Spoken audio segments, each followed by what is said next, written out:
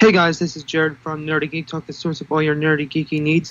Here with episode 3 of Misaligned, our Transformers Aligned Continuity podcast. Joining me are Soundjack. How are you doing? I'm doing well. That's good. Also joining me is _ Zeus. How are you doing? I love you. Happy Valentine's Day. Alright, so in this episode, we're going to be focusing on Chapter 6, Age of Wrath, and Chapter 7, which is the Golden Age. I'm going to let... Everyone hold on, my dog might start barking. And that's not good for recording. Alright. So yeah, I'm going to let Soundjack... I'm going to let you take it from here, and we can begin. Alright, so, Chapter 6 of the Covenant of Primus, the Age of Wrath.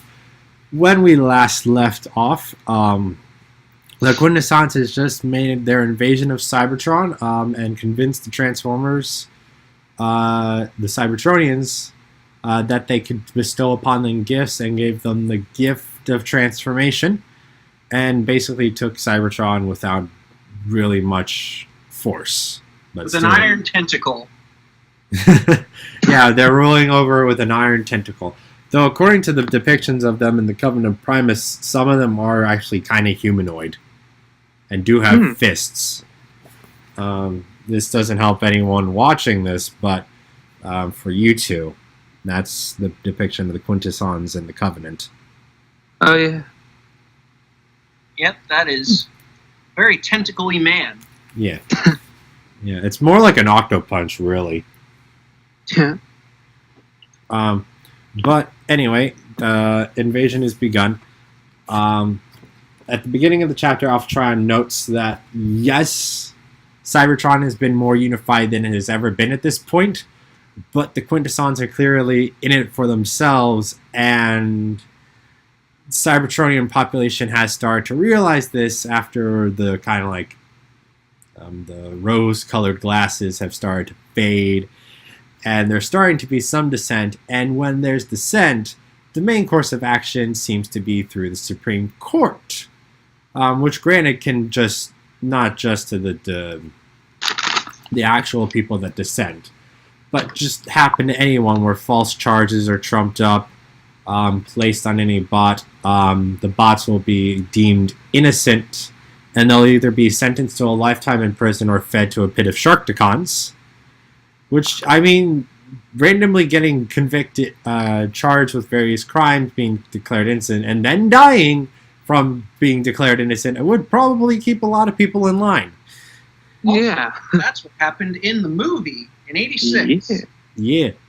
But they were trying to keep... So I think that's how the American Revolution started. I don't know. I failed history. Well, that's just because they got mad at the price of taxes of tea. Yeah, and then they threw the tea into the Sharkticon pits. Note to self, the Boston Harbor is infested with Sharkticons. Anyway. Yep. Don't go to Boston, kids. But anyway, even with all of the Quintesson power and influence going on, with them infecting every corner of their society, the people that had problems with the system realized, hey, we should go underground to start a revolution. So an underground system started coming up, started growing. They honestly don't do much, but there's one notable reason why they exist, which we'll get into a bit later. But a big thing that happened is the Quintessons established a caste system with your form determining your function. As and that was a big thing in the comics. Yes. Where that's basically the reason that Megatron started the revolution. Yes. And speaking of Megatron, that's actually who we're talking about next. Oh boy. Because we do see his birth. Because of the whole form-determining function, Cybertronians being born are not being born with names, but at best numeral designations. So pretty much, for those who have watched Man of Steel, the thing that Krypton did with artificial birth. Okay, I guess I've I not don't say watched them. Man of Steel since it first came out, and I just now realized that the natural birth thing, I'm pretty sure I saw that somewhere else where it was like, hey, the first person to be born naturally again, and then they were also supposed to be like a Jesus person. Something. It was like, it might have been some cartoon or something. I don't know. I might just be confusing Man of Steel with Man of Steel, since I've not seen it since I first saw it, and I don't plan on ever seeing it again. That is completely fair. But on to the birth, we are witnessing the creation of D16. Who, spoilers, because it's not really important right now, but it'll be very important later. This is going to be Megatron. He was born a minor, and it describes his thoughts, basically, of what he thought of when he was born, how he saw the twilight of the nighttime and the starting of the rise of the sun over the horizon. He's like, really? I'm going to sacrifice this to work in the mines underground for the rest of my life? And then he goes underground, but swears that that will not be the last time he sees the surface. That's pretty much all there is. Besides that, the main thing with that is also that a lot of these casts are in place because they are the Quintessons are in the process of building things, and they're not readily releasing what the things are, just kind of going with you'll find out in due course kind of response. I have a question before we move on. Yes. This is more just about continuities and which came first. Was Megatron's origin as a minor in this first, or was that revealed in the IDW comics first? IDW comics. It was the 4-part miniseries Megatron Origins.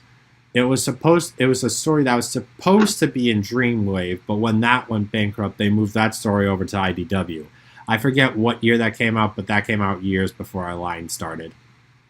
All right, because I know that they had kind of touched upon it later on in either More Than Meets the Eye or the Dark Cybertron crossover. Yeah, no, they definitely touch on that in that, but I'm pretty sure the first instance in any continuity was the Megatron-ish origin 4-part issue. I think. All right, I just wasn't sure which came first, because again, I came into all of this late, and I haven't read everything IDW. I've pretty much only read like More Than Meets the Eye, a little bit of the original Robots, not even the original, the Robots in Disguise one from like 2012 or whenever it was, and Dark Cybertron. Yeah. Admittedly, I haven't read. I read all of that. I mean, I haven't read all of it either. I just keep up with the wiki summaries. But that's pretty much it for the system. And now let's talk about how the system starts to fall. First thing that happens is there is an election going on. And the bot that gets voted in is Sentinel Zeta. Sentinel Zeta? Yes. And if you're confused why it's Sentinel Zeta, it's because this is one of those things where, since the Aligned continuity wasn't necessarily all supposed to be one cohesive storyline, 2 different stories stated that, the video games stated Zeta Prime was the Prime before Optimus, and the novel stated that Sentinel Prime was the Prime before Optimus. So this conflates that to being that they're one bot, Sentinel Zeta. So it's just a retcon, pretty much. Neither. I think technically the retcon is more for the Exodus, because I think the wiki describes it being that it's the Sentinel may be more of a title like this, like say the Sentinel Zeta Prime. However, I will note everything I've read so far does refer to Sentinel Zeta after he obtains the title of Prime as Sentinel Prime, which of course they did because the artwork they use is for Sentinel is basically based off animated Sentinel Prime. Oh yeah. Oh, and that's very nice. Yeah, it is. That makes me miss animated, and also really makes me sad that I missed out on the toy line because I was young and had no money. Yeah. Unfortunately, his chin is not as glorious as it was in animated, but Transformers has had a severe lack of chins since the animated days. When's the last time there was a really good chin in Transformers? Everyone talks about how Fulcrum's chin is great, but Who? From the More Than Meets the Eye, Fulcrum. Scavenger. I can't remember who that is off the top of my head. I'd probably remember if I saw a picture. The dude that turned into the bomb with the scavengers. Oh yeah. His chin ain't all that. Yeah, but everyone comments on how great his chin is. It's got an impressive chin. That's nothing compared to anything from animated. Yeah, That was Chin City. But back, moving on to... it was Crimson Chin from Fairly Odd Parents levels of chin. Yeah, you're right. But speaking of the chins, Sentinel Prime, Sentinel Zeta, was the first one to win the election and become Prime. His build-up was because while there were still like the different cities and like outside territories, he was one of the strongest warriors. And even though some intellectuals ran against him and put up a good like electoral fight, Sentinel still won because on Cybertron their biggest rule of thumb was might makes right kind of a thing. So Sentinel won the election, and even Alphatron notes there was no meddling by the Quintessons in the election. There was no rigging, because no matter who it was, they were just going to be a puppet. Though the thing was, Sentinel knew that and was doing his best to not be a puppet. So he and like the council or whatever started plotting against the Quintessons. Interesting. This is more character than pretty much any version of Sentinel Prime, I think. Then again, I don't remember Sentinel Prime from IDW all that well. Did he do anything? Yeah, he came back. Headmaster? What? Did he really do anything other than come back as a headmaster? He died to Megatron. All right. That's Who it. hasn't died to Megatron? Well, he supposedly died to Megatron, but Infinitus, the headmaster, was actually Sentinel Prime. And then it turned out he wanted to make Cybertron great again. But anyway, yeah, let's avoid what could potentially devolve into a political debate. Yes. That's a good idea. Yeah. Obviously. But moving along, so you got Sentinel working against the Quints, and here's where the underground resistance actually comes into play. Because while Sentinel had got like a squad together to be like trying to technically find out how to beat the Quintessons or find out as much as they can about the Quintessons, one of the things obviously they needed would be to understand their language. So someone needed to crack the code. No one in the... I think they refer to it as like the agency or something. It's a relatively generic name. But they weren't able to figure it out. But the person that was Shockwave, who was with the Resistance. And he was the one able to crack the code. Okay. Yes. Sorry, real quick. Is this another continuity that has the kind of Empirata thing? Empirata is currently Okay, exclusive to IDW. So he just always had the head. Yeah, basically. The Well, gun okay, on. the Beast Wars Uprising universe also makes reference to an Empirata-style optic. So presumably they had Emperor in that universe, but that's also much newer. And also fun public exclusive stuff. Anyway, so yeah, basically in this one he would always been a giant one-eyed, one-horned, flying purple people robot. Someday you'll be funny, Sound Jack. Someday. Thank you for that encouragement. But You're welcome. So Shockwave breaks the code. Soundwave, who's on the council, figures that finds out Shockwave broke the code, steals the code for their use, and they crack the code, and they realize the information they're getting is that they are going to be slaves, and all the numbers and stuff they're getting from them are sales figures. And this is all tied back into how in the G1 cartoon it portrayed that the Quintessons created the Transformers as a slave robotic labor moneymaker force. And then they just kind of left when they gained sentience. Nah, there was a revolution there too. Oh. See, I thought I knew something. Turns out, skimming the wiki, not a good idea.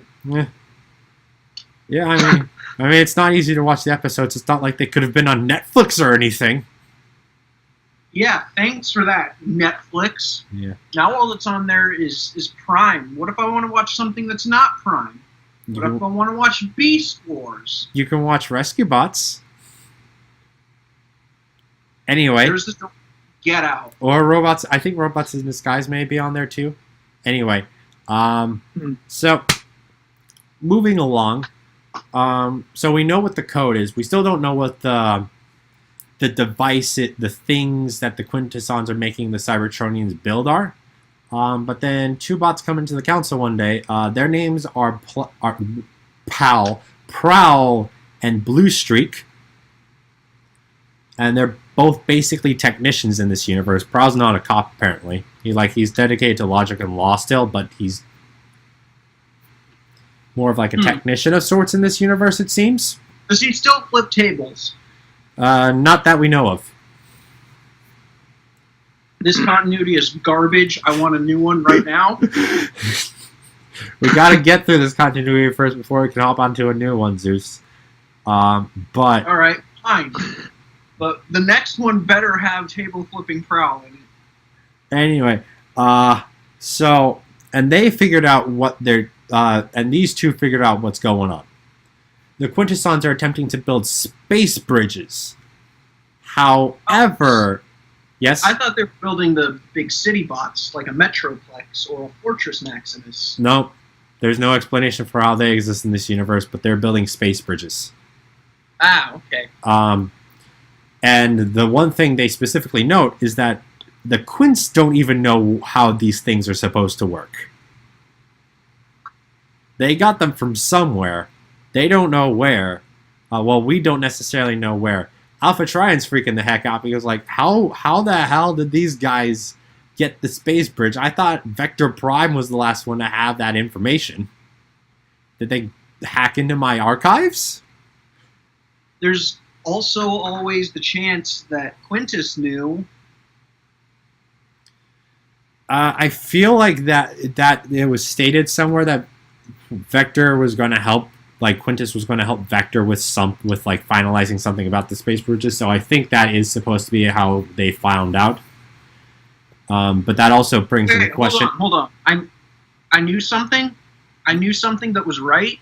Yes, if I remember correctly, it's also a very small bit of a very minor section, but it's possible that Quintus did know. Though then again, that also brings up the question: how much time did Quintus actually spend with his Quintessons before he abandoned them, apparently? This is a first. Me actually knowing the right answer to this, that's a first. This calls for celebration. Yeah. No time for celebration. We got to keep going. Fine, be that way. Again. I'm just trying to have some fun here. I actually was right about something. It doesn't happen often. Why you gotta ruin my dreams, Dad? Fine, we'll take a pause. We'll applaud your efforts. Here's a gold star. Anyway. I feel validated There's now. a silver star. I feel validated. Thank you. Anyway,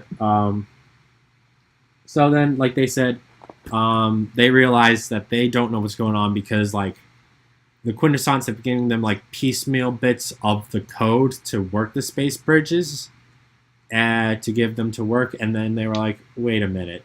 Do they know they gave clearly wrong answers, and the Quintessons were like, oh yeah, this is good. Excellent work. So they got no idea.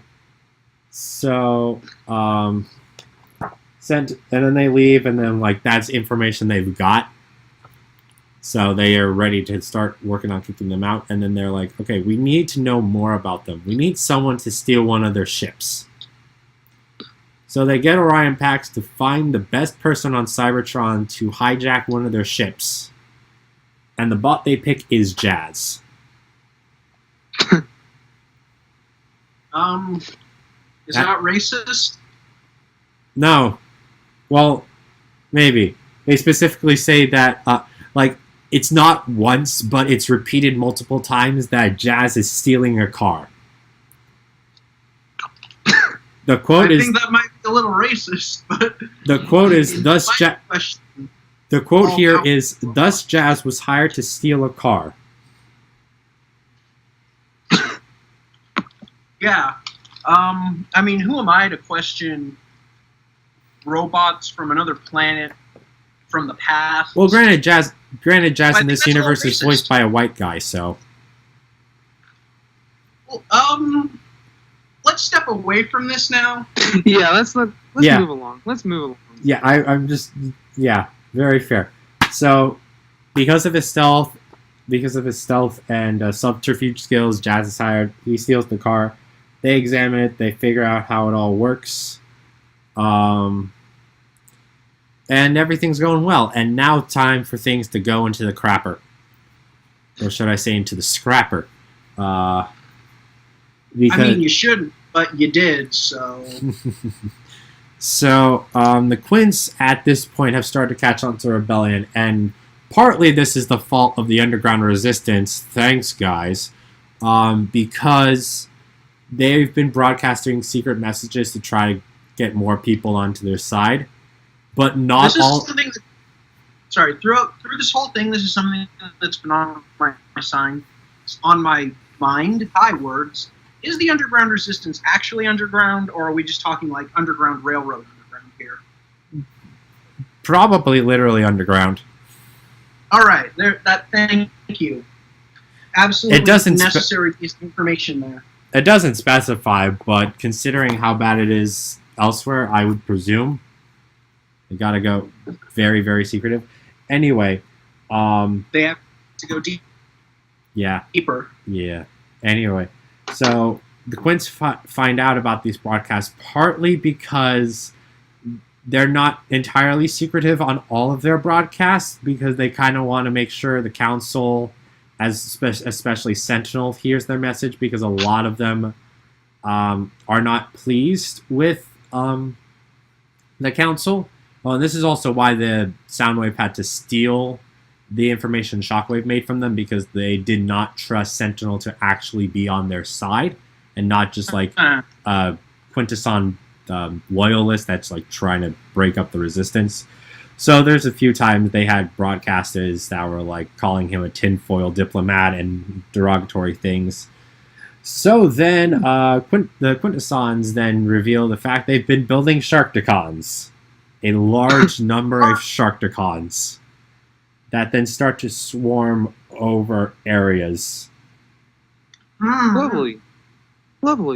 And on top of all of this... It's like a great time. Yeah. I'm just imagining now that it's like the nematodes from SpongeBob, where they just show up and eat I don't get the everything. reference. I never watched SpongeBob.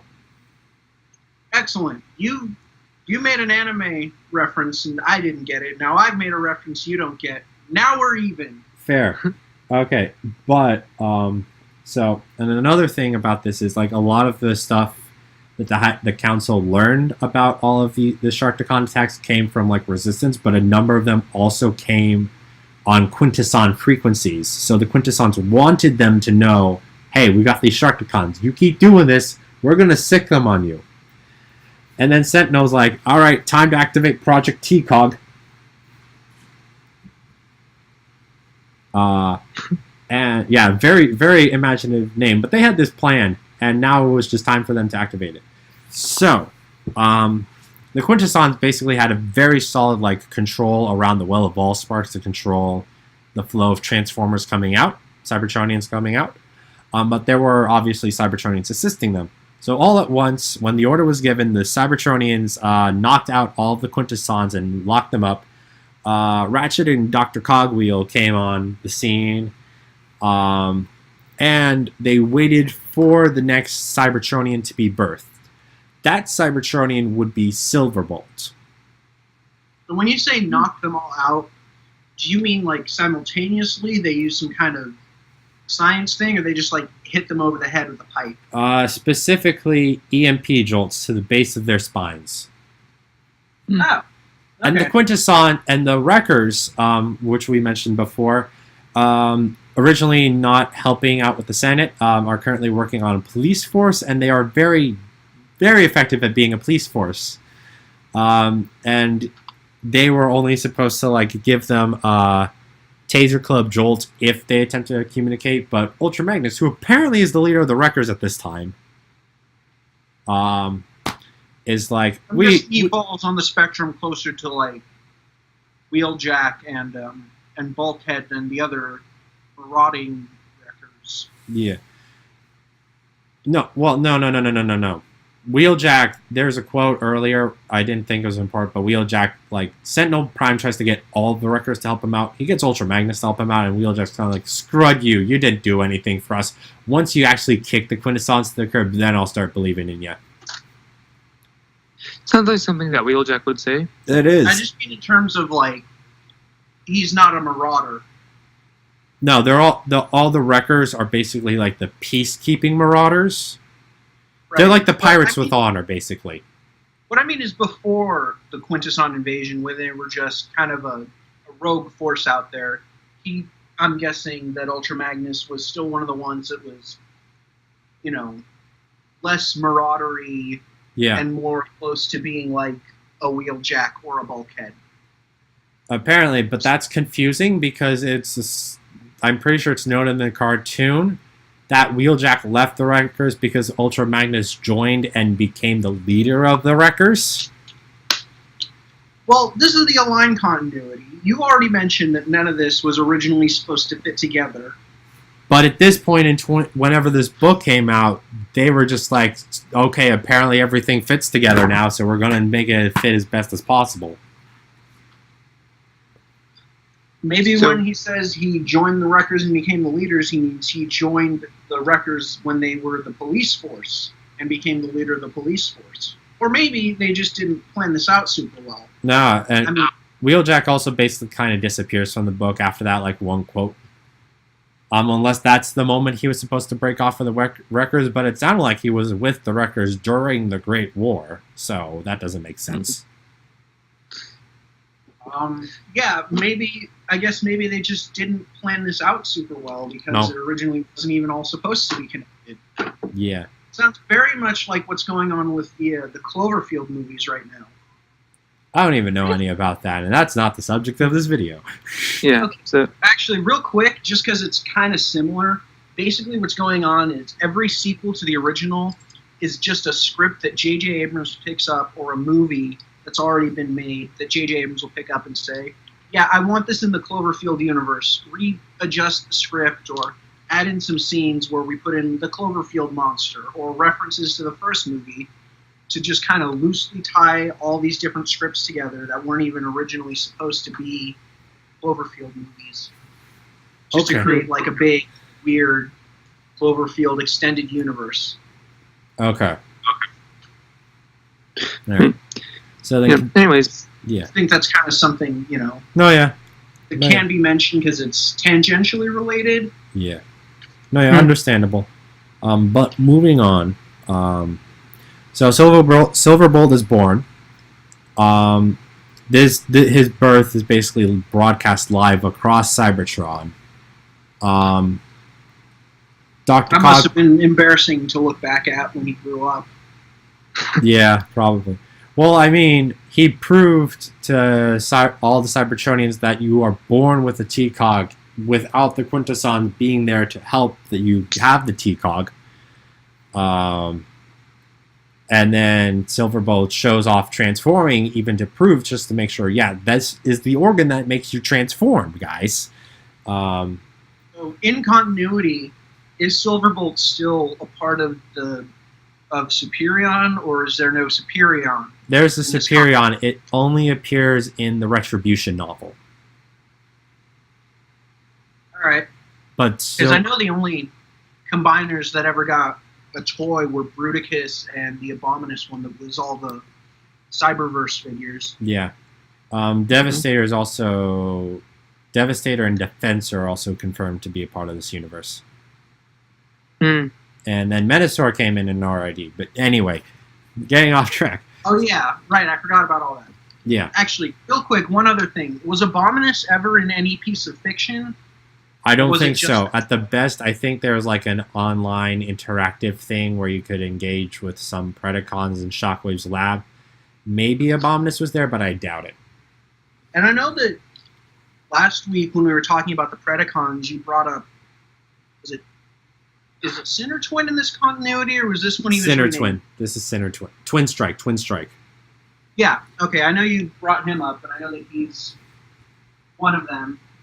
So I know at least one component exists. Yeah. Yeah, we know he exists.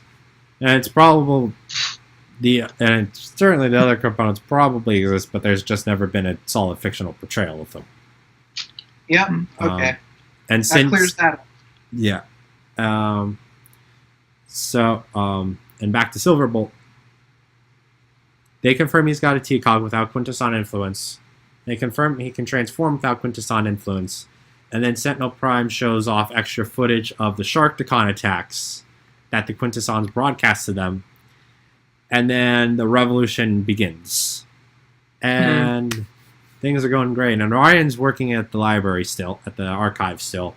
He's behind the desk and he's getting in a lot of field reports. One of the most notable field reports he gets in is medical descriptions of Quintessons when a ship was raided. And he analyzes it and he notices there are at least 3 different bodies here. They're all similar enough, they may all be the same species. However, they could also be different species and be other Quintesson allies. And Alphatron's like, that's bad. We should keep this under wraps. We don't want to scare the Cybertronian population. Orion Pax, I want you to go out there in the field and find every single person affiliated with that information and tell them to keep quiet about it. And Orion's like, wait, me? Yeah, you'll have Ultra Magnus with you, but you're going. You're going to get armed up. You're going to go out in the field and you're going to tell all of them to keep quiet because you were born with the gifts of unifying people. Because he's the 13, get it? Yeah. Yeah. Subtle reference, everybody. Yep. Subtle. Yeah. So they go on the mission. Pax is obviously being like first day out in the heart of battle for a library clerk. But eventually gets used to the system. He gets used to the pattern. He gets used to it just like Ultra Magnus has. And then he finishes his mission, and Ultra Magnus is like, good job, and without any snide comments against him being a clerk. And then they go back to Iacon, and literally the next thing that happens is the Quintessons have retreated.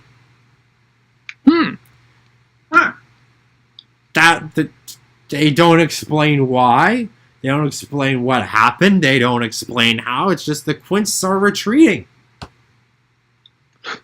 They just decided, hey, this is no good. They've become sentient and leave. Like I said earlier. That'd be nice if they explained that, but no. There's nothing. It's just like they're gone. It's not just like something that they touch on later. No, nothing in this chapter. I'm pretty sure after this point the Quintessons are gone, except for when they come back in Retribution. Mm-hmm. Yeah, pretty much the Quintessons are like, nope, yep, yeah, bye, and just leave. Okay, without spoiling it, do those other beings that were maybe allies with the Quintessons ever come up again? Nope. That's never. This is a hanging plot thread. This is why I'm most upset, because there's never any use for that. There's never any explanation. Again, there's never an specific. Not even in forms of media. They just completely ditch that. Granted, I haven't read the novels personally myself, but unless at some point Optimus is like, wait a minute, I recognize these forms of beings. I studied them when I was a clerk in Iacon. Then they never brought them up again. Unless that specifically happened, it's never brought up again or clarified. Oops. All right, great. So this is all just an Orion Pact story, him getting used to the war. Plot holes. This sounds like this whole thing was very well planned out. Oh, very. That's honestly just an Orion Pact story to see his progress to Optimus Prime, pretty much. But now that the Quintessons have left, you think like all of the bad things, like the caste system and the problems with the society, would go away now, right? Well, you'd be wrong. I mean, you get rid of the bad people in power. That doesn't mean all the people who are still loyal to them are going to be suddenly gone. Oh no, it's the council. It's the council that was fighting them. Sentinel Prime leaves the caste system in place. Yep. And they always are like, oh, we'll fix it later. We'll fix it later. We still got to rebuild because there's still There's still like crazy Sharkticons running around the planet. We'll fix it. We'll fix it later. They never do. Sounds like when a kid tells his mom, "Yeah, I'll take out the trash. Just give me a minute." Yeah. And then he never does. Granted, it sounds like from the book, if they want to leave, like anyone that wants to leave the planet is capable of leaving. It's just they have to leave to another planet, pretty much. It's not like they can stay on Cybertron and do something else. It doesn't seem as strict as Functionism does in the IDW comics. Yeah, that was another thing actually I wanted to point out, is that it's interesting how so much of this is kind of similar to what happens in IDW, where there's like two different ways that Transformers can be made. There's either, the ones that are birthed naturally or the ones that are cold constructed. And even though in this continuity it's because of the Quintessons that the cold construction begins, it's still kind of cool to see that. Well, I believe the only ones that were cold constructed were the Sharkticons, pretty much. I don't think any regular cyber... It never specifies about standard Cybertronians being constructed cold. They all still are born from the Well of Allsparks. I thought you had said that they were made in like casts or something, or was that just referring to the caste system? Function? Yeah, because not like actual casts, like molding. No, not like a die cast. All right. Just okay. It was just the wording that I wasn't clear on then. Yeah. Okay. So well, that cleared up. My point is completely invalidated now because I didn't pay close enough attention. Excellent. Lovely. But what I had said before, if they want to leave their post, they can just go off to another planet. And here's the big thing. Since the Quintessons have left and they are able to develop the technology they want themselves, they do go ahead and finish the Space Bridge project. Sentinel Prime's government is firmly in charge, clarifying that. They fix and maintain and repair the space bridges. And then there's a whole story of Orion Pax being like a guy that wants to go to the space bridges, and he has a moment with Alpha Trion, blah, blah, blah. It's nothing significant. It's just a character moment. And it's honestly not that good of one. But it's the main thing about the moment is to be like, Orion Pax is a kind of a dreamer, and Alpha Trion's like, we could use more dreamers like you in this current society. That's pretty much the point of the scene. And then we got space bridges up and running, and now we are moving into Chapter 7, the Golden Age. Unless you got any comments about Chapter 6? Actually, I did have a question about one thing. Yes. Do they ever have noses in the Aligned continuity, or is that just one thing that they never get? They don't have noses. I don't think any of them have noses. Continuity. Let me see. The Sentinel have a nose. Sentinel's just got kind of like that helmet going down between the middle of his eyes to simulate the nose. Oh, so like they all had when they were doing implied noses. Yeah. Can I get a new continuity where they have noses, please? What? Well, okay, they had to trade in the noses so they could get the crazy eyebrows. All right, sure, but I'm a nose guy. Have you? You don't have a nose. I don't associate with you. Why do you think I don't talk to Jared outside of the podcast? And no one will ever know if that's true because no one knows whether or not Jared has a nose. Because this is an audio podcast. Unless you follow me on Twitter, because I think I have my face on my Twitter. But anyways, let's get to Chapter 7. Yes. Yes. Chapter 7. The Golden Age. It's a mystery as to whether or not you have a nose. Yeah. Yeah. Well, we're on... Regardless of whether Jared has a nose or not, we're at the Golden Age, and beginning of the chapter kind of reiterates, yeah, the caste system's still a thing, but, you know, society's still better than when we were under the Quintessons. Yay. I can't remember if it was in chapter... being sold into slavery. I can't remember if it was in Chapter 6 or Chapter 7 that described this, but they did mention, especially for like the lowest class workers, like the miners and stuff, basically nothing changed for them. They were still working the pits. They basically were unaware that there was a revolt. It doesn't matter to them. It didn't do anything for them. But, so after that, the next thing that they discuss is now that they're exploring worlds, and most of the worlds out there aren't metallic like Cybertron. Most of them are rocky, but have other materials that are good for them.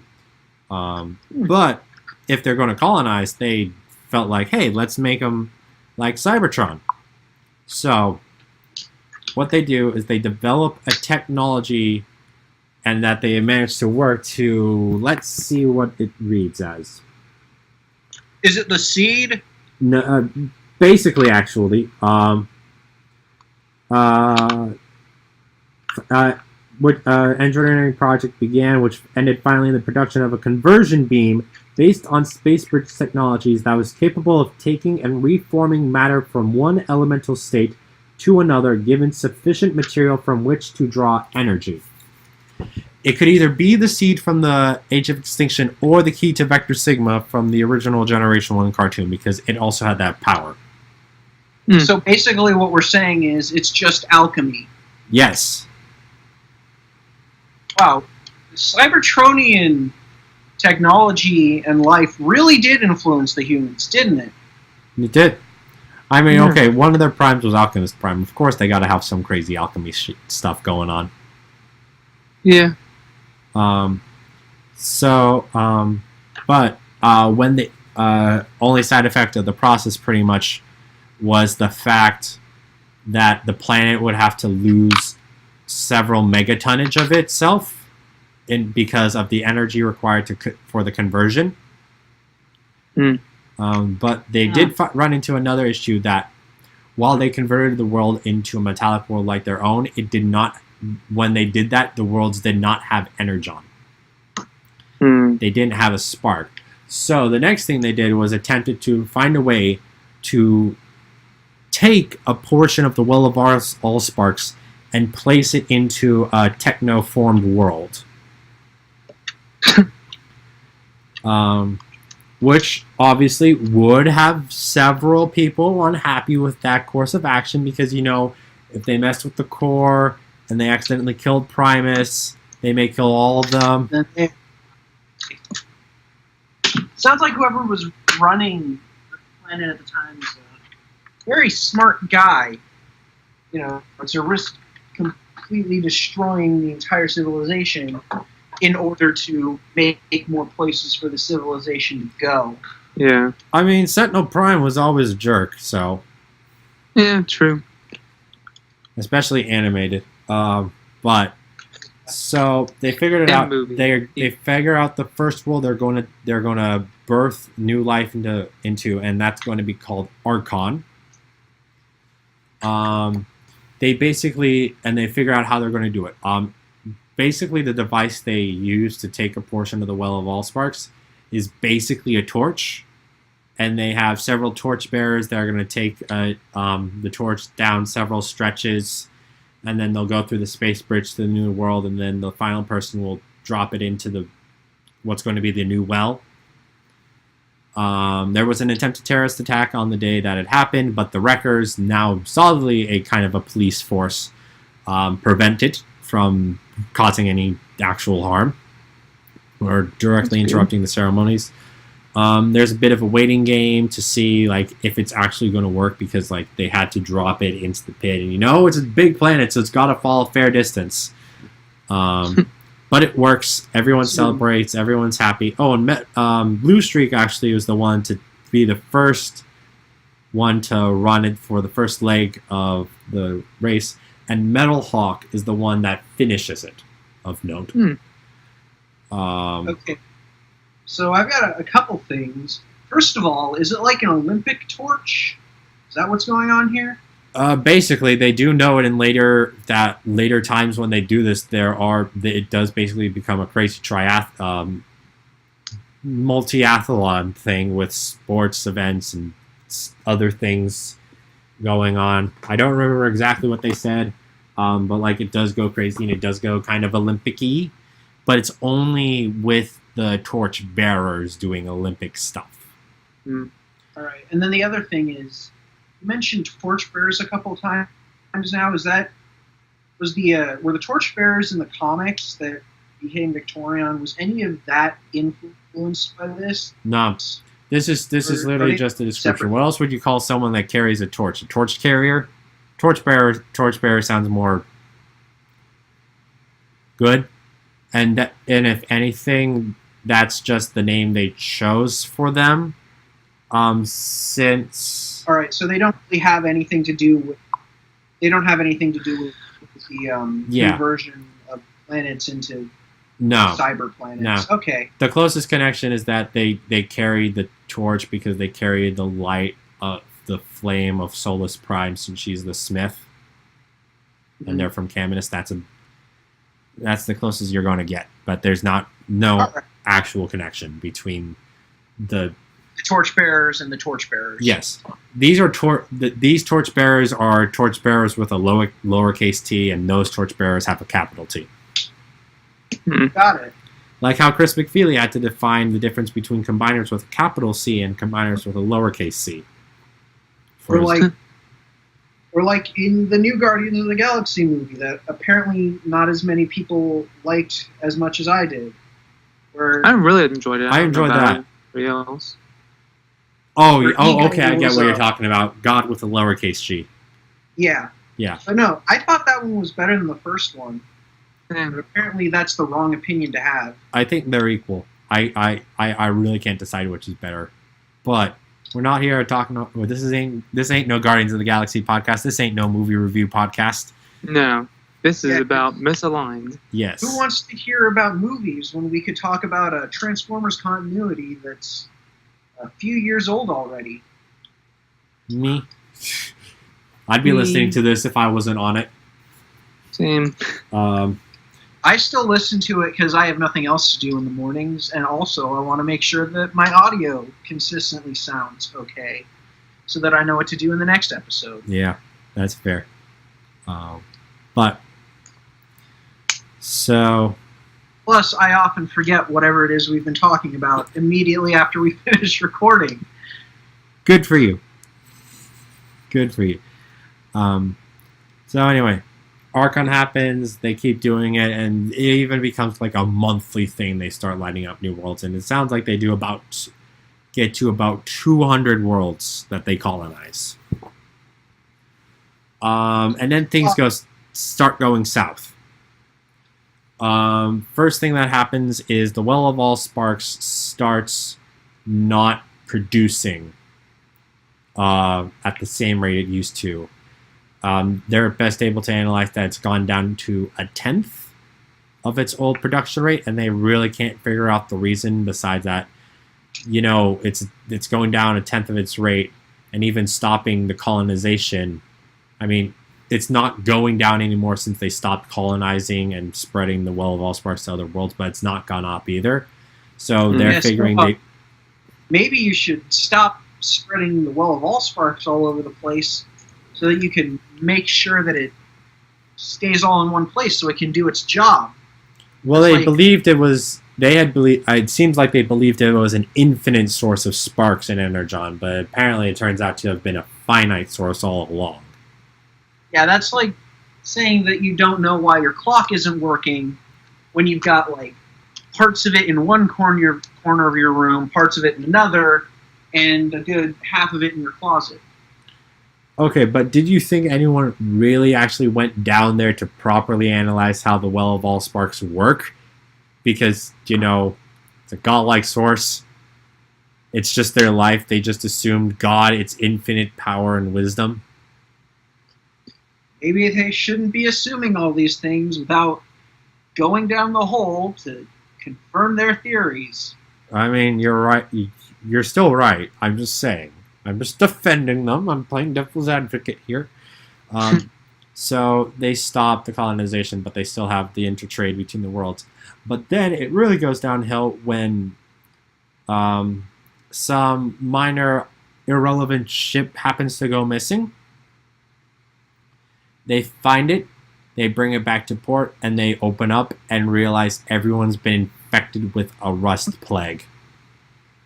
And it spreads fast. Mm. The colony is already infected. Other ships have started to go missing. Various colony worlds, plenty of colony worlds are reporting in, hey, we've got the plague. What's up? We need help. Where's the cure? And then, so then, isn't that something that happened later that they kind of touched on in Prime, or am I confusing that with something else? You're talking about the Cybonic plague. I've Okay. started thinking about that as well. Yeah, Yeah. they're that's a similar different but thing, different. So that's just supposed to be like their version of the Black Plague? Yeah, this is more akin to like the Cosmic Rust from the original cartoon, but it's still technically a different disease. Okay, but also, what would it be like in human terms? The Black Plague, probably. Yeah. If the Black Plague ate you from the inside out and turned you into ash. This is sounding a lot more like Ebola to me. Okay. The only positive thing they get out of this is that a medic that went to investigate one of the lost ships notes that it seems plasma will take care of it, but only if you get all of it. Yes? Is this Medic Ratchet? No. It's a new guy. His name was...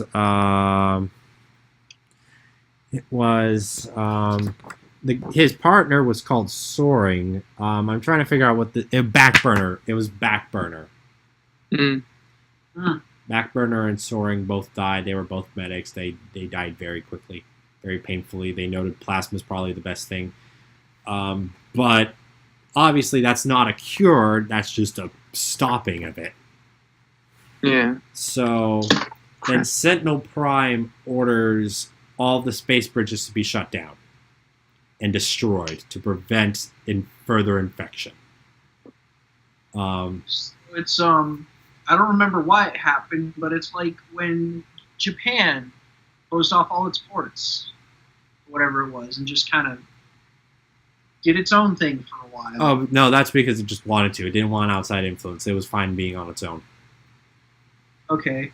See, this is I didn't pay that much attention in 7th grade history, so I don't I learned that through Bill Wurtz's History of Japan video. Actually, I think that I learned that because I had to read a book about it in 8th grade in English. Yeah. So maybe I just should have paid more attention in middle school in general. You know, most of my history courses actually didn't really go over Eastern history all that much. Just the ancient and Western. But anyway, off of history, off of actual world history, back to Cybertronian history. The real history, the one they don't teach you in school. Yeah. So Sentinel orders the closing of the bridges, and Prowl runs to the bridge, because Blue Streak is on Archon. And if they close the bridges, he's never going to see Blue Streak again.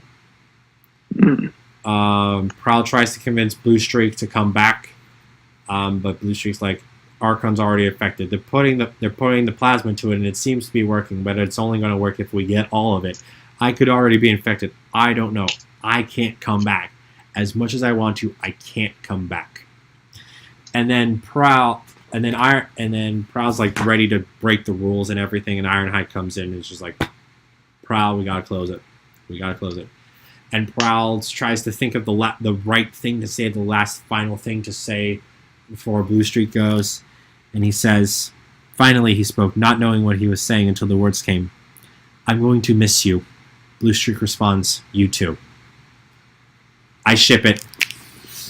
Yep. I think this is a good way to conclude the Valentine's Day special. Yeah, literally that's it. Valentine's Day until the very end.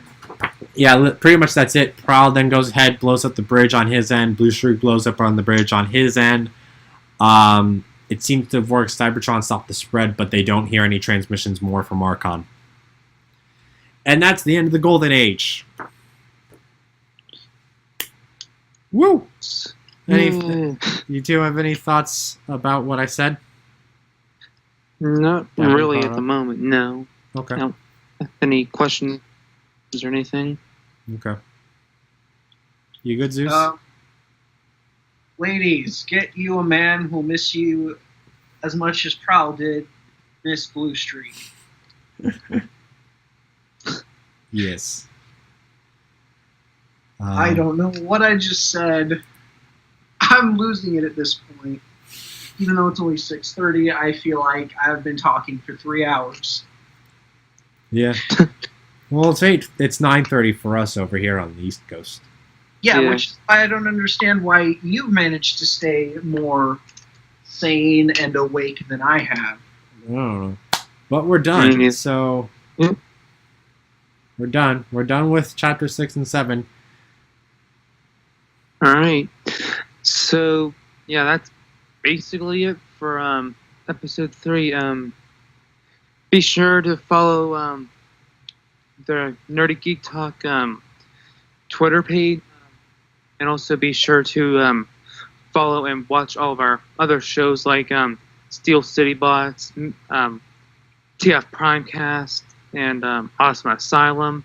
You can find that both on our YouTube page, and you can listen to them on iTunes, Stitcher, Google Play, Podbean. some others. Podbean. Never heard of that, but I do think Erica said that we are on Podbean. Yeah. So, Podbean, and again, YouTube if you're listening on YouTube. So yeah, that's basically it. Soundjack, where can we find you, social media wise? You can find me on Twitter at Soundjack426. That's where I tend to hang out the most. Instagram at Soundjack426. I post images from my toy reviews. And also you can find me at YouTube at Soundjack426, where I post toy reviews and a few other things. I've very recently hit a 100 subscriber milestone.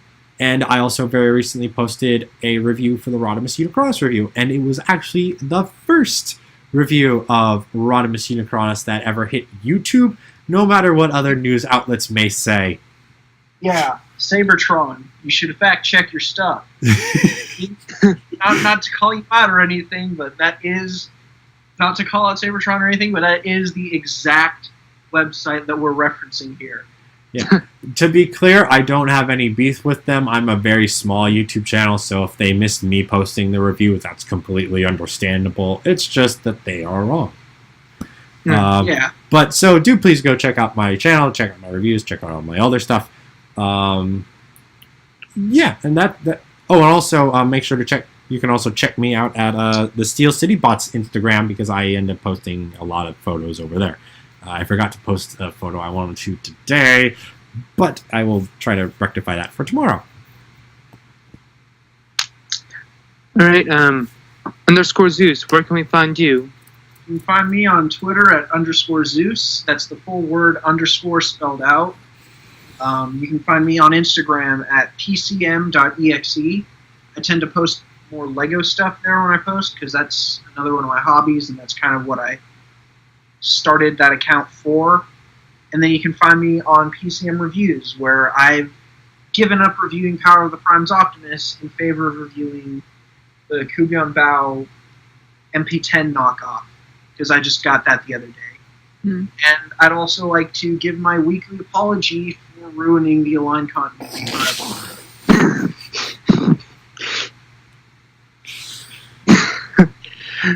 You can find at Jared Proco on Twitter. That's where I'm at most of the time.